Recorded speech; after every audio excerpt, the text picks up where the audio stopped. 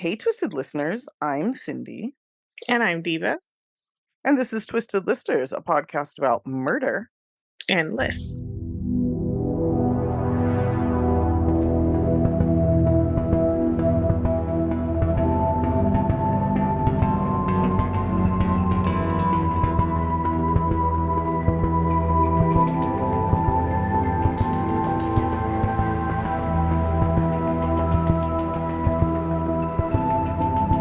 And I almost forgot what to say because it's been an entire week since we recorded. Oh yeah, we took Feels a weird. little impromptu break just to get back on schedule, kind of. Yeah, we Things released got out like of whack. one week and one the next week, and we're like, fuck it, let's just start over. So here we Yeah, are, fresh and refresh. clean, ready to go. Yes. It's now December, Hmm. and I got Spotify Wrapped, and a bunch of people tagged us on Instagram in their wraps, being like, "We are Yeah, your biggest fan." I'm like, "Fuck yeah, we love you that's guys." awesome. So thank you to everybody who listened to us. You are literally the wind beneath our wings, and the only reason we still do this because we have people listening that want to hear us, Yeah, which is yeah, fucking weird and cool. And it is cool. yeah, our listenership went up like 25% or something, which isn't like huge, but it's No, great. something. Like Yeah, for we're sure. getting, yeah, things are really watching the progression is amazing. So thank you, everyone.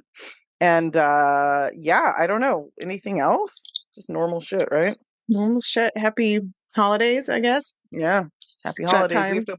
We haven't put our tree up yet, so we got to do that soon. Mm, We have a we fake all. one and it's the best. Like We I love always it. do it before Thanksgiving, but this year we did like the day after, so I was like, fine. Nice. Yeah, we have a friend, so we have our fake tree in our tiki room, but we have a friend staying with us, so we're gonna put it up when he leaves on like the 10th. So Mm, only 2 full weeks of Christmas. But we have the Christmas lights out front. We just didn't do anything yeah. crazy this year. It's been too busy, which is good. Good to I need be. to get more Christmas decor. I realized I have like one box of Christmas decor by comparison to my 4 Halloween boxes. Yeah. So I'm like, I'm kind of lacking. And but I went to Michael's and I was like, this all sucks. Like I don't get No, excited it's about really it shitty. in the Yeah. same way as I do about Halloween, obviously. So Yeah. I don't know. I need to acquire some good Christmas stuff, but I can't find it. Yeah. I need to go to, like, a vintage store. That's That the way to do it. Or like that's how to garage hit it. sales. People get rid of Mhm. shit at garage Yeah. sales. They don't even know what they have. But we have like between the two holidays, probably like 15 boxes. So it's kind of disappointing we're not doing Well, you have anything a for yard though Christmas. We too. do, Like you have yeah. a that's different. Yeah. Yeah, we have a place to put stuff, which is nice. And boy do we. But I don't know. I don't know why we haven't this year. I think we've just been too busy. We'll see. Any case, let's talk about the murders of Amish people or murders Yeah. perpetrated by the Amish. I feel that this is like a winter holiday topic because all these people are in cold weather and they're churning like butter, they're making like Yes. cider, they're doing Yes. like cozy activities by Yes. candlelight. Yeah, and I always wanted to do like Murders of Pennsylvania, and in a way we kind of did Mhm. because a Yeah. lot of this happens in Pennsylvania, which funny enough is where a lot of my ancestors are from, so I'm sure I have some Mm. Amish or Mennonites in my Mennonites, yeah. Also, yeah, fun fact, I went to Quaker meeting almost every weekend growing up as a kid because my grandpa was a Quaker minister. that's And crazy. it was in such a rural part of New York that we also had Mennonites because I guess the Mennonites that lived in that area were like, close enough. And they didn't have a Mennonite church or something. So they all just went to my grandpa's sermons. Yeah, as you'll see in my story, Mennonites are kind of down for like Yeah. Amish, they're down for Quakers, they're down for But they anybody that's but like they looked like full Amish. They had the full like aesthetic. well, that's So the thing. It's really hard to tell the difference between Mennonites and Amish quite often. the Um, Mennonites are more like normal. Like they would modern. come to like Mhm. bring a potato salad to the Sunday lunch or whatever. Like they're like normal people. So Yeah. I mean, not saying the Amish are not normal people, but they're not. They don't live in a way that is right, normalized in our not society. modern. Right. And actually, I'm glad we're talking about this because my story is going to kind of play into this. So, let me, I guess, just jump in here, right? That's Yeah, it. We're doing it. All right. yeah. So I'm going to talk about the murder of Naomi Huyard. And this takes place in Pennsylvania Amish country in 1982. Okay. Now, Naomi is, she is Amish. And she is the kind of Amish that doesn't have electricity. Okay. So like some Amish apparently do or have Yeah, phones, I there's guess. degrees. There's degrees, yeah. Yeah, but she is like old school, straight up like horse and buggy, no electricity in her home, kind of Amish. So she actually is walking to a neighbor's house to put cauliflower in their freezer. So she's prepared this cauliflower. She has a couple boxes of it, and she's taking it to their freezer to store. Now, like I said, they didn't have electricity. So what a lot of Amish people would do, it's kind of like a religious loophole almost, is they would rent freezers or refrigerators from local neighbors. So people that did have electricity would like have a freezer in their garage, and they would rent this out to the Amish so the Amish could store their food for longer periods, I Yeah. guess without having to pickle it or whatever. So she's walking to this neighbor's house, and this neighbor doesn't live like super close to her. It's like a bit of a walk, but it's something she does fairly regularly. She's been storing stuff there for a long time. And so she takes this walk as she always does, and she goes missing. She's just gone. Can't find her. Now, she lives with her sister. Naomi, I should say, is 50 years old and never married. I don't believe her sister was married either, but they live together in Amish country. And her sister is real on it, we'll say. And within like 2 hours of Naomi going missing, her sister walks to a Mennonite household and asks, can you call the police for me? Because they also don't have a phone. So these Mennonite friends call the police, and the police arrive, and her sister tells them, Naomi was going to this other household, which also happened to be Mennonite. Because again, Hmm. Mennonites have electricity, they have like cars, they have like the whole normal American thing. Yeah. And so she tells them, she went missing. This isn't like her. Police take this very seriously because in this area, there's a very low crime rate. And so they probably have the time to do it. And so they're like, yeah, we'll go check it out. So they go to this Mennonite home where this freezer is rented, and they knock on the door. This is the Her family, Herr. And when police knock on the door, an 18-year-old comes to the door and answers it. This is their son, Jimmy Her. He says, Okay. my parents are out of town. I'm here alone right now. And I have not seen Naomi all day. I didn't see her come here. Yes, I do know her, but haven't seen her today. So cops are like, okay, thanks for letting us know. But they do not leave because Jimmy here has a little bit of a record for some robberies, some other kind of not small time crimes, but not like crazy, robberies, nothing like super violent or anything, but enough that police are like, don't know if we trust this guy. So they can't get into the house without the parents' permission because it's not Jimmy's house. And even if it was, like I said, he's got a record. He's probably not going to invite them in. Yeah. And, but they decide, we're going to go look in the garage because it's open and we don't need a warrant to look, right? Now, back to Jimmy real quick. Like I said, he had a number of arrests for robbery. His parents actually sent him away to a Mennonite camp for 3 years. So he Whoa. was gone in Mennonite camp for 3 years and had Okay. just recently returned. Now, I don't know if he'd been in trouble since he returned, but I do know that he was angry. He was like an angry type of person. He had been for years. One of the reasons that people think he was so angry is that he was adopted, and this seemed to really Okay. weigh on him, as he got older. He wanted to find his real parents. He resented his adopted parents for raising him in such a restrictive Mennonite household. I think he wondered what his life would have been like if he'd just been raised by quote unquote like normal people, Yeah. So got a lot of issues going on. And I should note that this Her family, they had 3 children of their own and then adopted an additional 2. So lots of Okay. kids, and it was a loving family. Like the Mennonites are peaceful, loving people. So whatever Jimmy's going through is just like coming from his own issues of being adopted and not knowing his family. I think they're non like what's the term? Conscientious objectors like Quakers, where they Yeah, don't fight in wars. nope. Yeah, Yeah. correct. They're like their whole thing is like peace and love. Like that's the Yeah. whole kind of basis for the way that they live, which is fucking great, honestly. It's probably why Um, they like to hang out with Quakers that I grew up with. So yeah, everybody wants to just be chill, yeah. and that's great. So anyway, police go into the open garage because they can, and inside they find Naomi's basket. And so they know that she was there at some point. They're like, okay, she made it to the garage. Once again, they can't go into the home because Jimmy's parents are out of town. So instead, they kind of search the woods and the area around the house. And weirdly enough, Jimmy decides to help.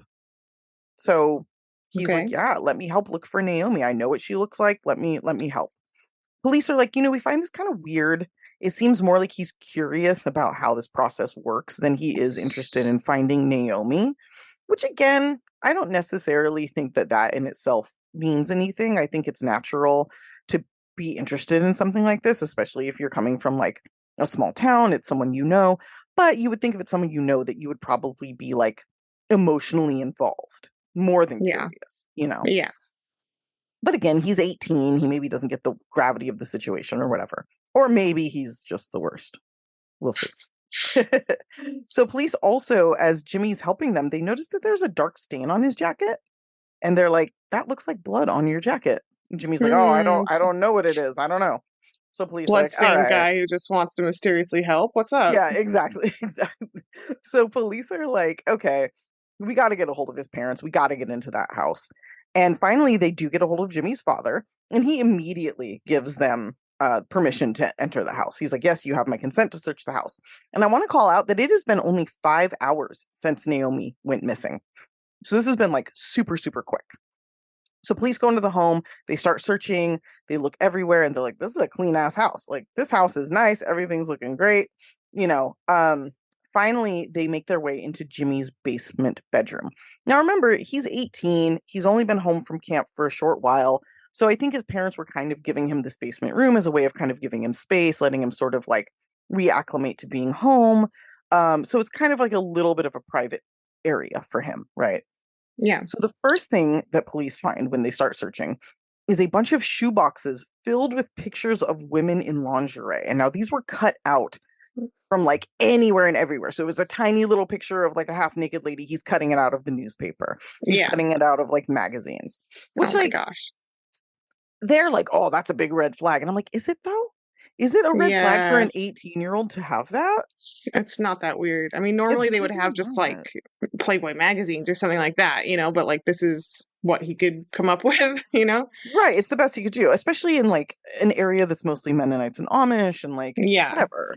So He's trying to just anyway, DIY it. Yeah. exactly. He's working with what he's got. Which like again, like the sexualization of women in our society is a whole other conversation. But in terms of like what is quote unquote normal for an 18-year-old, this is not anything that raises a red flag to me.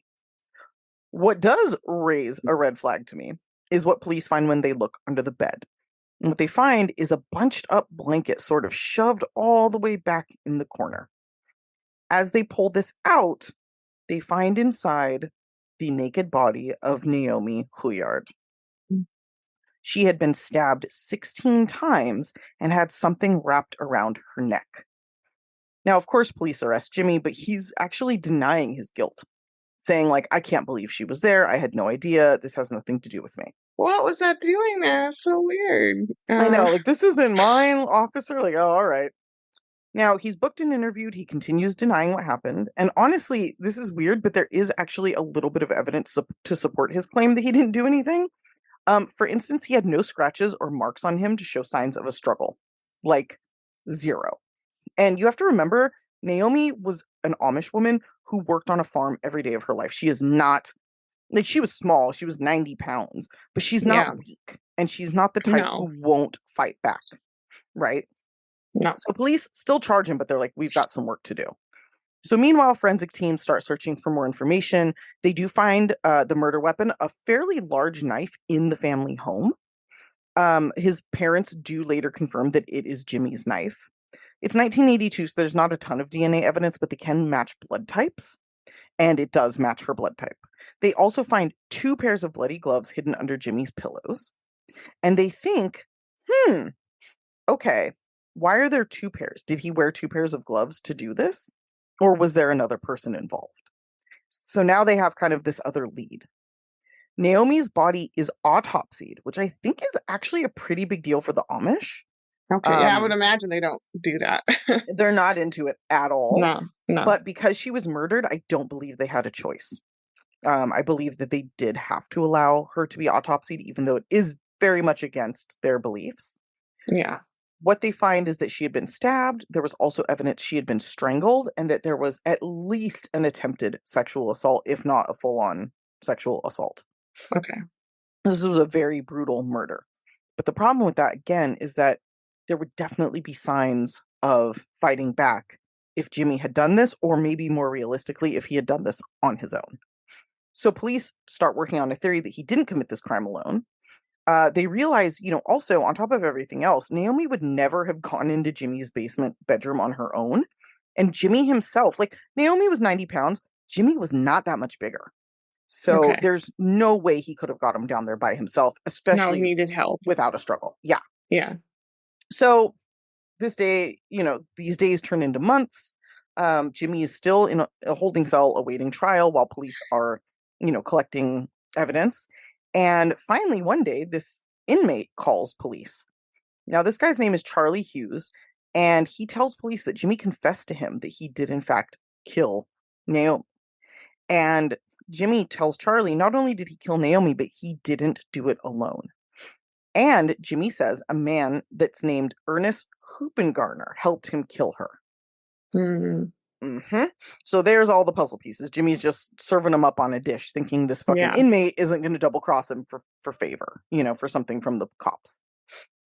Now, Ernest was a 21-year-old with a record similar to Jimmy's, so police immediately believed that this was a solid lead.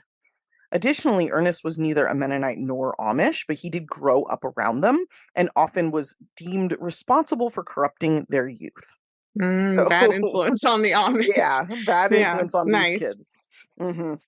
So they go and they interview him, and he admits to being at Jimmy's on the day of the murder, said they were drinking some beers, but he left long before Naomi would have come by.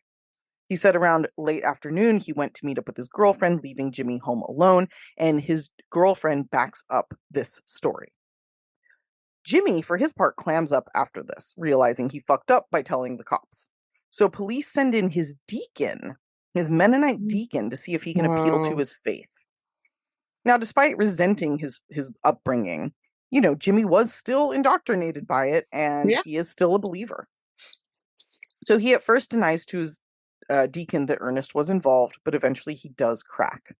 He admits they were together when Naomi was murdered. He said that they were all in the house together when Ernest attacked her out of the blue, and Jimmy followed his lead because he was afraid of him and felt he had to do it. Okay. So, and it's something, like, it's believable, honestly. Like, the way Jimmy tells the story, police believe him. Now, police go to arrest Ernest, and wouldn't you know it, he's already skipped town. So police are looking for Ernest, and this is the fucking most hilarious shit. A couple of weeks in, Ernest's girlfriend calls police and says that Ernest called her and asked her for money. Now, she's not telling police this because she's trying to help the police find him. She's asking the police to loan her $200 so that she can send it to Ernest to help him escape. I did not expect you to say that next thing out of your mouth. Yeah, she's like, I didn't know who else to call, so I thought I'd call police because you guys have money. And they were like, what? They don't loan people money. That's not a service that they provide. They don't. Wow. Call a bank?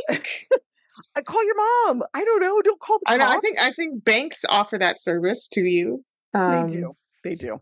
Yeah. So the cops are like, we can't loan you the money, but we can give it to you. Like, it's illegal for us to loan it to you, but we can give you the money, and we will. But can you just let us know where he's going to be to pick it up so we know where to send it?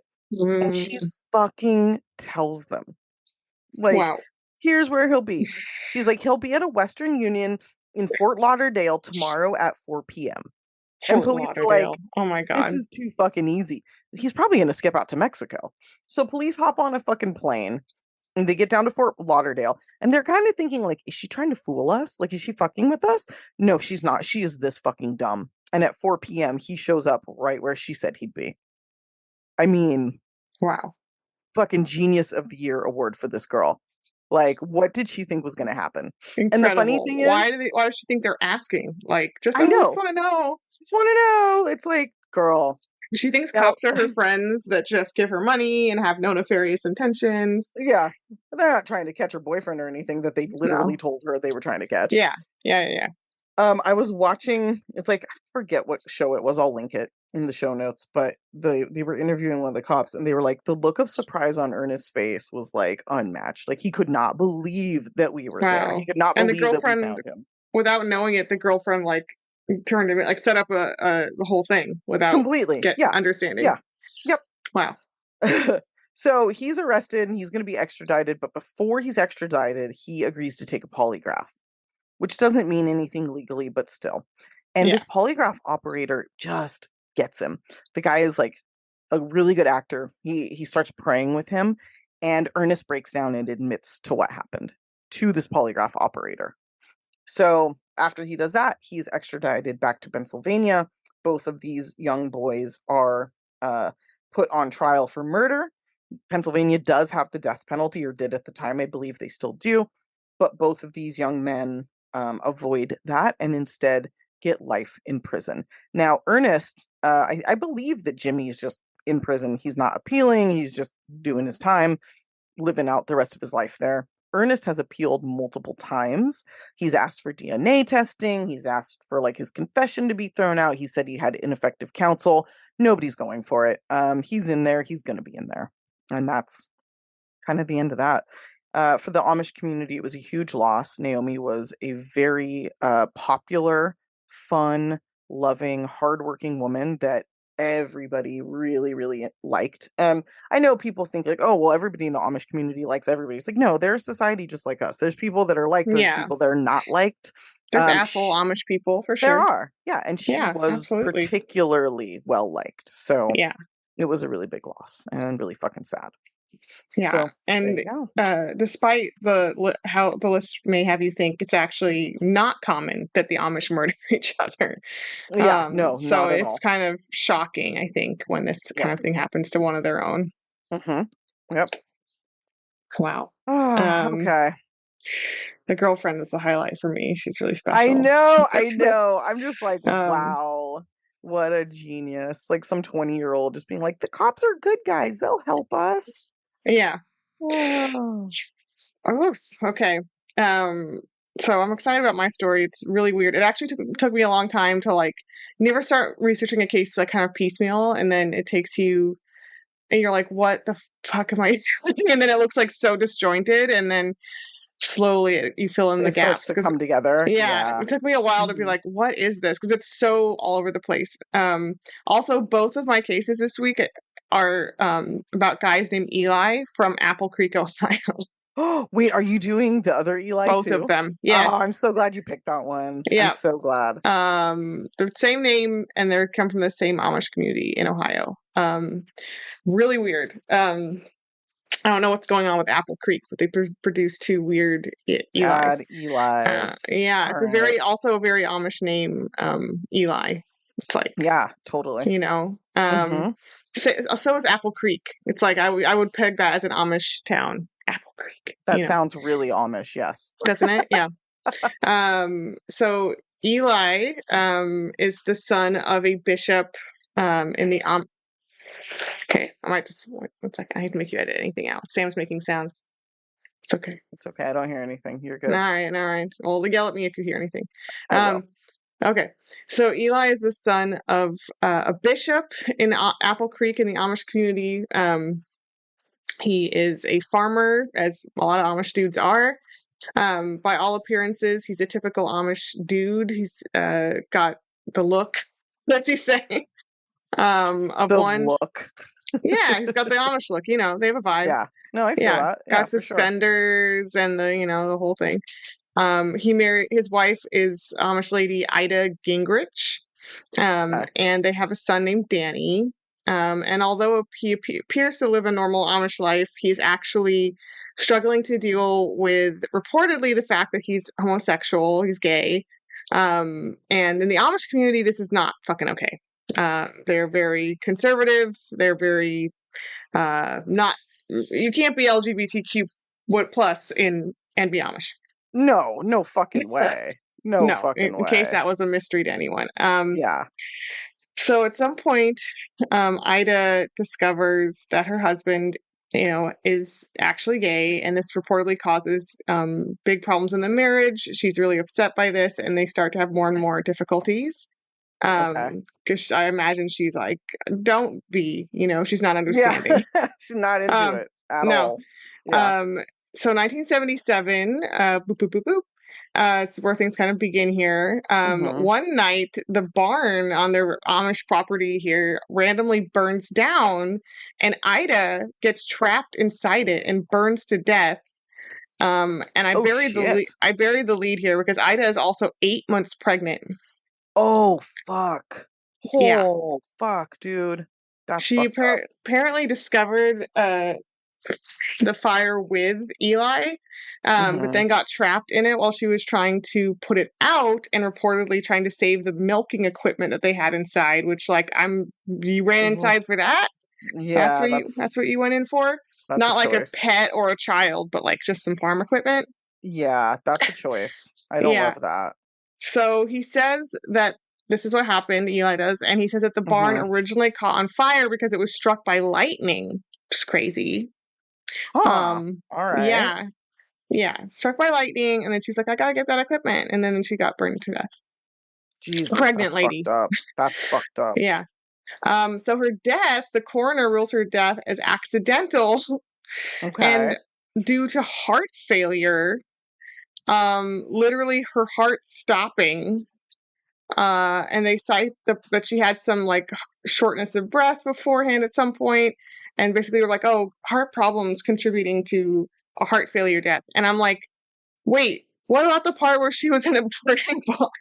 Like, Yeah. there's What no the fuck? autopsy, and the coroner is like, her heart stopped, um, in the burning barn. That Um, that doesn't make any sense to me. that is what is on her That's silly.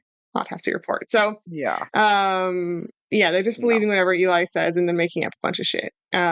That's ridiculous. So after Ida's mysterious death, it's mysterious to say the least, Mm. Eli did what the Amish call he went English, because English is what they call all the non-Amish modern ways, right?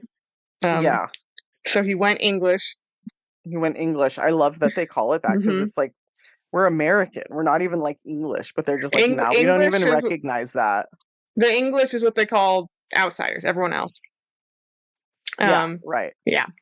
So he went English and he started embracing modern luxuries like electricity. Ooh, scandalous. Ooh. He shaved his beard, also scandalous. Whoa. And so he's just like wild and out. And I'm sure the other Amish people are like, whoa, What the fuck is up with this guy? This guy's settle crazy. settle down. Yeah. He also started engaging in relationships with men, I'm sure English men.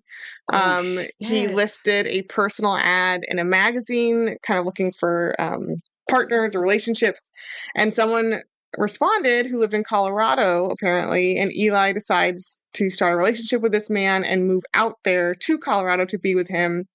So in 1982, he takes his son Danny, sells his Ohio farm in Apple Creek, and leaves. He completely breaks free from the Amish. Completely. Wow. Which you can do, by the way, but they typically do not fucking talk to you afterwards. That's typically how it goes. I know all of this, by the way, from watching TLC's long-running saga about Amish kids since it's been on for like 10 I years. never watched that, but like Oh, it's so good. I remember when they sort of like tested it. Sorry, somebody works in catering. Tested that out with like that show about the young kids like leaving and coming back. Is that the same thing? Yes, I think. Oh, wow. That Well, has been there's a long time. Return to Amish is the version that's on now. I mean, it's basically the same. It comes from Breaking Amish. That's the original. That's the original one that I remember. Hmm. Yes. Yes. Yeah, Mhm. Return to Amish follows the same people, Mhm. but later, and then also some new people. But anyway, I'm upset. I've been following these people for like 10 years. It's really fascinating. Um, Anyway, that's why I'm full of Amish facts. He back to Eli here. He's wilding out in Colorado. He Mhm. lets completely loose. It goes full English. He's drinking, partying. He becomes obsessed with pornography and BDSM. So he's Okay. just I think he's just trying He's out just living everything. his It's life. kind of like a college kid from like a repressed household going to college. He's like, woo, you know what I mean? Like he's just Yeah. Yeah. going He's fucking nuts, going for it. going nuts. They also live in Wyoming at some point. He kind of lives a drug and partying lifestyle, bouncing around to different states, New Mexico as well, and he's just dragging his poor 5-year-old, his poor son.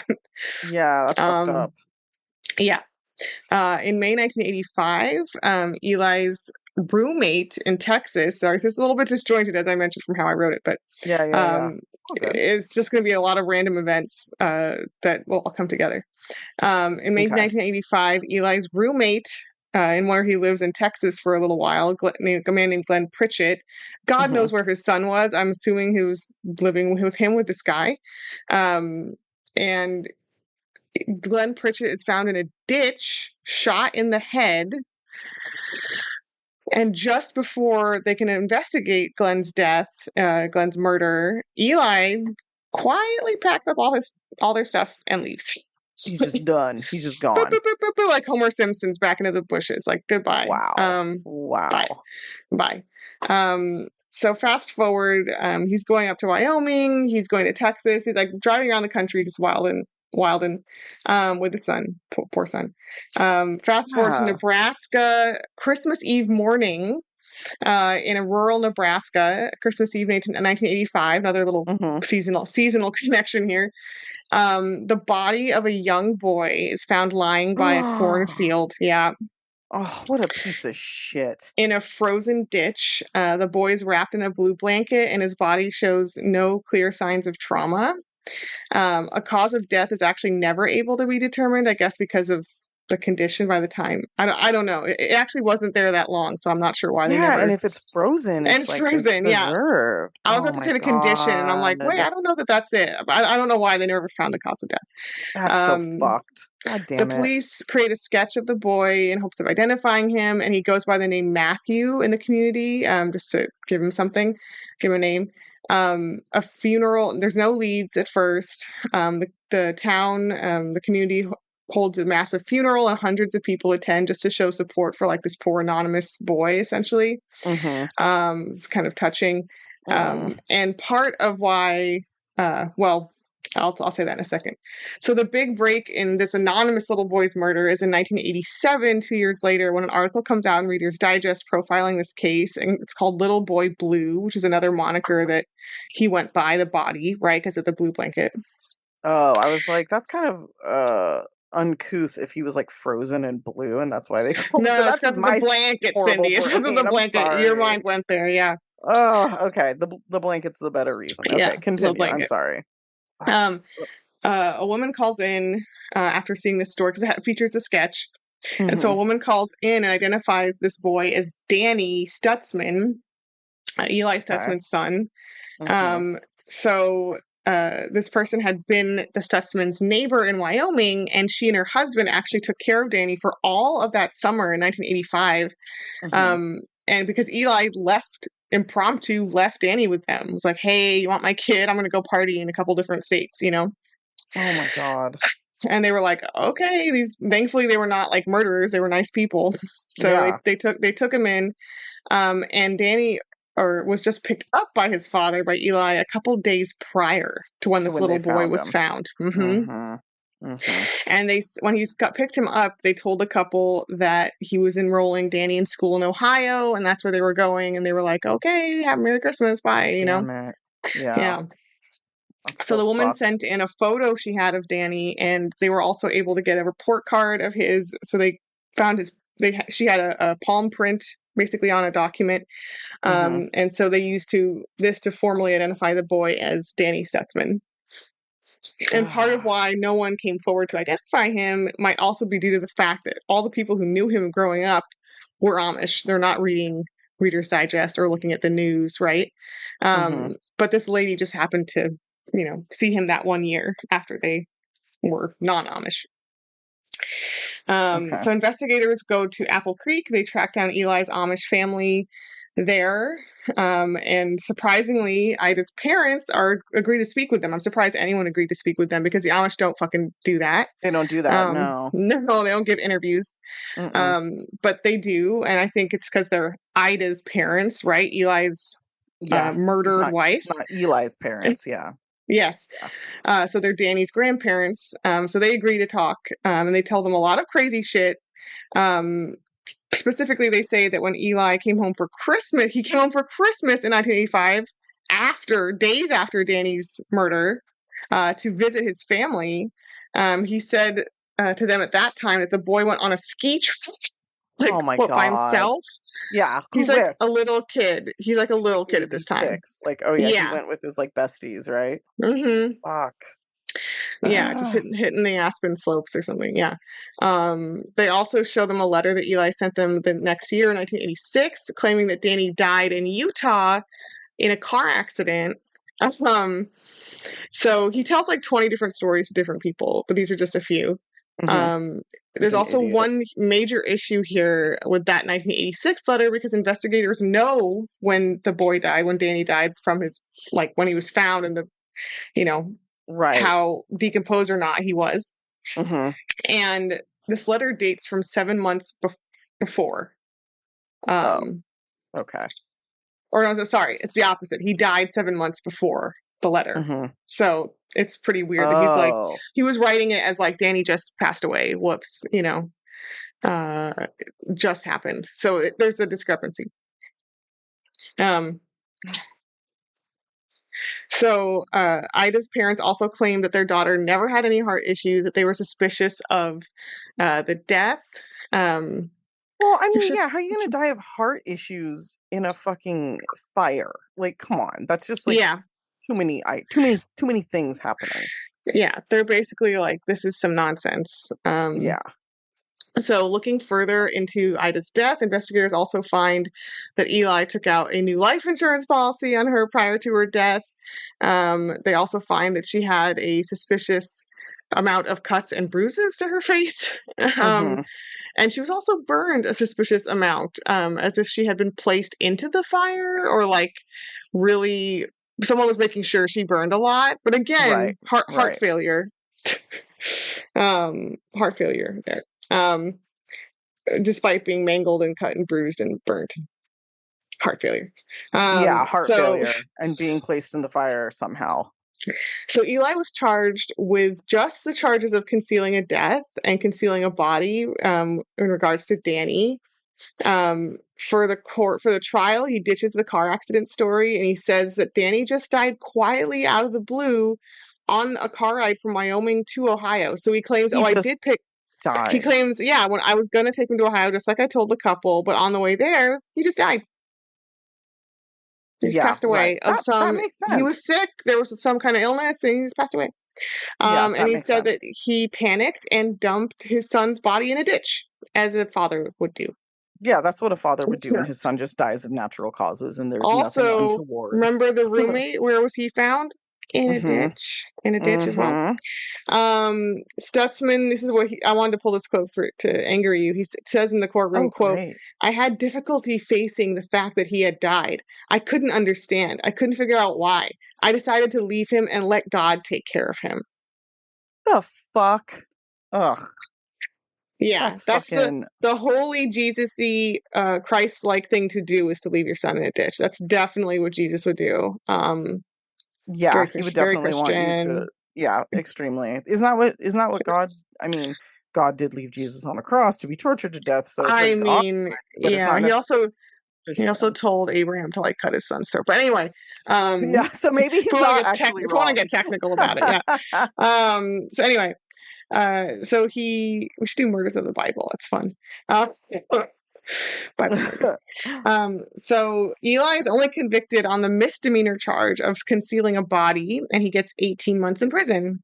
Oh, that's fucking ridiculous. Yeah, and the big reason why he was never charged with the actual murder, I guess, is because they couldn't determine the cause of death. But I'm like...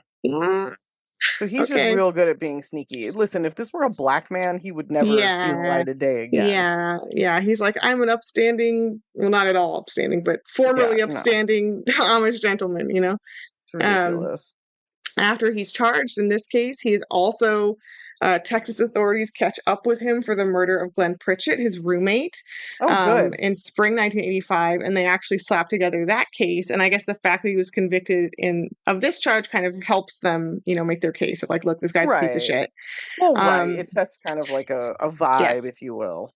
Yeah. So for Glenn's murder, he actually gets 40 years in prison. Oh, that's great. So they do convict him. Yes. Okay. Boop, boop, boop, boop. Our story's not over. In 2005, Eli was paroled after having served 16 years of his sentence, although some places said 13 years. I don't know how it stacks up. But he only serves, let's say, 13 years for the murder of his roommate.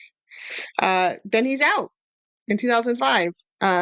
He moves to Fort Worth, Texas, and lives, by all accounts, a chill life, I guess. In boop, boop, boop, boop, everything is a surprise from here on out. Do you see my face? I'm just like silent because I'm like, he's this fine. better not be the end. January 31st, 2007, Eli was found dead of an apparent suicide at age 56 in his Texas apartment. A toxicology report also revealed that he had high levels of cocaine in his body at the time. So that's what he was up to. Okay. After his death, authorities also began to seriously consider Eli as a suspect in 2 other murders from summer 1985. That summer where he left Danny with the family in Wyoming and he was driving around like wilding out. Those 2 victims are 24-year-old Dennis Slater and 36-year-old David Tyler. Holy shit, dude. He is really just going for it. Yeah, both of whom were killed in Durango, Colorado. Slater was found dead in the basement of the liquor store where he worked following a robbery, and Tyler was found dead in a truck bed outside of the business he owned. And there's weirdly not actually a lot of evidence that he was involved. The two men used drugs and ran in the same circles that Eli would have in Durango. There's evidence that they were all at the same party at one point. A lot of people's like, oh, they're all gay. And I'm like, that's not the best argument. Yeah, that doesn't. Yeah. But they did run in the same circles. They went to the same parties. And the 2 men knew each other, Dennis and David. And these back-to-back murders were very unusual in Durango in this small community. And they do exactly coincide with the brief time in which Eli was in town. So circumstantially, it's like, yeah, it's fucking possible. Yeah. Eli was actually raised as a suspect in these murders back in 1987 when the investigators there first learned the story of his son's murder and his suspicion there. And when they figured out that he and his son were there, or rather just him, not his son, when they learned he was there at the exact same time as those murders, they kind of like put him on the suspect map, but it never came together. There was just not enough evidence in Texas for the authorities to ever officially request fingerprints or DNA, which I guess they do have in the case, but they couldn't officially get the request in. One story I found said that after he died, they did request it from I don't know, where is he convicted? Nebraska or Texas. He's doing so many crimes in so many places. But they officially requested his fingerprints and DNA, but I couldn't find a follow-up story that they got those or that those were tested. So these kind of Slater and Tyler's murders haven't moved forward. Yeah, that's kind of this weird ass fucking story. So he's a fucking serial killer. Yeah, he killed his wife, went on the run with his son, killed some other people, then killed his son, got away with it, lived a chill ass life. I see. I'm counting 6. So wife, unborn baby, other son, roommate, 2 randos, and then himself. So 7. Yeah. That's fucked and up. Got off after 13 years, lived a chill life. Well, for 2 years, I guess. And then ended it on killed his himself, own fucking terms. And that's it. There's a book about this case called Abandoned Prayers, written by true crime author Greg Olson, who's has a lot of good articles and interviews about his research. I will say his take on it maybe focuses too much on Eli's sexuality, and there's a lot of articles that you'll find about this case, I think, that have a tone to them of like, he was going on cray, gay, sex benders, and I'm like, ooh, you sound like you're You sound like you're accusing gay people of being murderers. Like, I don't know. It just comes off weird. Well, it's always interesting. I mean, there's a reason to focus on it because he was Amish and they don't allow that. But And that like, was kind of the motive, I think, of him breaking away, perhaps, to begin with. but not, that's not what makes you or doesn't not make you a being murderer. It's just they're And trying to make it salacious. You know what I mean? Like, yeah, but I hate that like somebody's sexuality not being like yeah, heterosexual is just salacious. Like, why is exactly. that That's what I mean. salacious? They're trying to make gay a salacious thing. I It's know, really and weird. it's so Yeah. stupid. It's so dumb. They're Don't like, love he it. did drugs and partied and murdered and was gay, and I'm like, oh, I don't like the way you're ordering it. You know? Yeah. No, that's dumb. That's bad. Yeah, Don't but love it. the author has also talked a lot about the connection to Slater and Tyler's murders, if you want to know more about that. And he's also talked a lot about the botched investigation into Ida's case and basically gone more into depth about how fucked up that heart failure ruling was. And he said that this was like the coroner and the district attorney and everyone in Ohio basically fucking fucked up and could have nabbed him for Ida's murder to begin with. So that's something he talks about a lot in those interviews. Yeah. So, well, good. I'll check it out. Thank you. That is Eli Stutzman, and he's just a crazy serial killer who wanted to go English and also murder. Up. Yeah, it's like he could have just. I'm sure this story exists where there's no murder and someone just like bails and does drugs and drinks. Like I'm sure that happens a whole lot. Like the kids on Breaking Amish. Yeah. But they don't. There's no serial killer storyline in there, right? But they don't also murder. Yeah. So he took. I think he took part of his like breaking free of the Amish, and he took murder to be part of that. So that's fucking crazy. Yeah. Jesus. All right. Well, crazy story. All right, my next one's pretty wild as well, which I'm excited for. These are fucking good. Like the Amish, when they do it, they fucking do it. And they go all out for sure, yeah. They truly do. They really do. Okay, well, anyway, thanks for listening, guys. Sorry we took that week off. Sometimes we need a break, you know? I gotta catch up. We're spinning the wheels. Yeah. Yep, here we are. So gonna finish strong this December. I guess that's it. Oh, we never do our call outs anymore, like Instagram, Patreon. We can do them. So, all right. If you'd like to follow us on Instagram, do you even remember it? I don't remember. It's Twisted Listeners PCast. There we go. Yeah, I log in all the time, but it's just like I just like touch it and it's there. So, if you'd like to email us with case suggestions or just to say hi, as many of you do, and we do appreciate that, you can do so at twistedlistenerspod@gmail.com. And then we also have a website that gets updated with our most recent episodes and just has a little bit of information. I've been trying to get a blog together, but yeah, right. Anyway, you can check that out at twistedlistenerspod.com. Yeah, that's right. Okay. You got it. It's been a while. We're really on it, guys. We desperately need like a professional social media manager. So if you're interested in that, shoot us an email. And until the next episode, stay off our Ciao.